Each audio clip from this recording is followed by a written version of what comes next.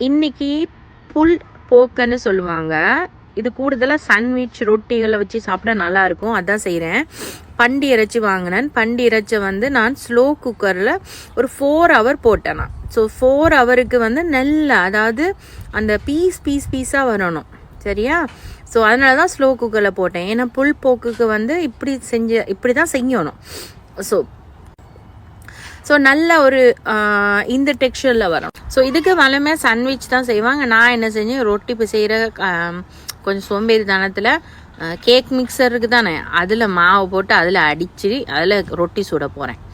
So அப்போ இதுக்கு பிறகு என்ன செய்யணுமெண்டா, அது நல்லா அவிஞ்சு வந்தோன்னு ஸ்லோ குக்கரில் நீங்கள் கொஞ்சம் எண்ணெய் விட்டு உங்களோட தூள் விட்டு உப்பெல்லாம் விட்டு ஓவனில் 350 degreesல ஒரு 1/2 hourக்கு நீங்கள் வந்து கிரில் மோடில் போட்டு நீங்கள் எடுக்கணும்.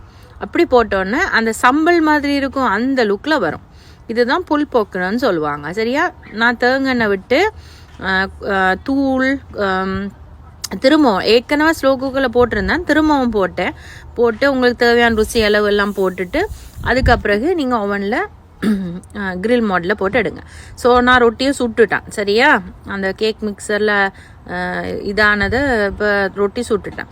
பிறகு வேறையா வந்து அதுக்கு சாஸ் செஞ்சு வச்சுருக்கேன். மயோனஸ், கொஞ்சம் கொச்சிக்காய் தூள் அது இதெல்லாம் போட்டு. பிறகு வேறையா சலட், சரியா? லெட்டஸ்ன்னு சொல்லுவாங்க, லெட்டஸ். அப்போ அந்த லெட்டஸையும் வச்சு தான் இப்போ செய்ய போகிறேன் நான். ஸோ இப்போ வந்து என்னென்னா, நான் கொஞ்சம் ரொட்டி தான் செய்ய போகிறேன். அதுக்கப்புறம் அவங்களுக்கு விருப்பமானதை அவங்க செய்ய போகிறாங்க.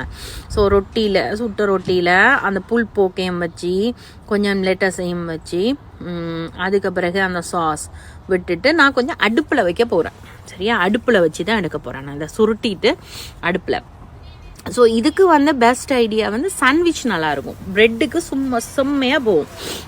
அந்த புல் போக்கு வந்து நீங்கள் இப்படி மெத்தடில் நீங்கள் ஒருக்கா செஞ்சு பாருங்கள். இப்போ இதுக்கு கொஞ்சம் சுவையூட்டிகள் நீங்கள் அந்த புல் போக்கில் வந்து ஏற்கனவே அந்த ஸ்லோ குக்கரில் போட்டிங்கன்னா நல்லாயிருக்கும். ஸோ இப்படி ஒவ்வொரு ரொட்டியாக நான் செஞ்சு எடுக்க போகிறேன். ஸோ இது வந்து சிம்பிள் அண்ட் ஹெல்த்தி வே.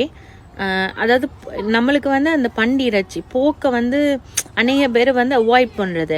ஆனால் நீங்கள் இப்படி செஞ்சு பாருங்கள், நீங்கள் எவ்வளோ வேணாலும் இந்த போக்கை வந்து சாப்பிட்டு கொண்டே இருப்பீங்க. ஏன்னா அந்த மனமும் தெரியாது, அந்த டேஸ்ட்டும் தெரியாது. பார்த்தா ஒரு கோழி இறைச்சியோட டேஸ்ட் வந்து இருக்கும். இப்படி செஞ்சு செய்யுங்க. ஏனண்டா அந்த இறைச்சி வந்து ஓவனில் நல்லா பொரிஞ்ச ஒரு லுக் தானே வரும். ஸோ நல்லா டேஸ்ட்டாக இருக்கும். ஸோ இதுக்கு எண்ணெயும் இல்லை பாருங்கள், எண்ணெயே தேவையில்லை. ஏன்னா நீங்கள் ஸ்லோ குக்கரில் போட்டிருக்கீங்க.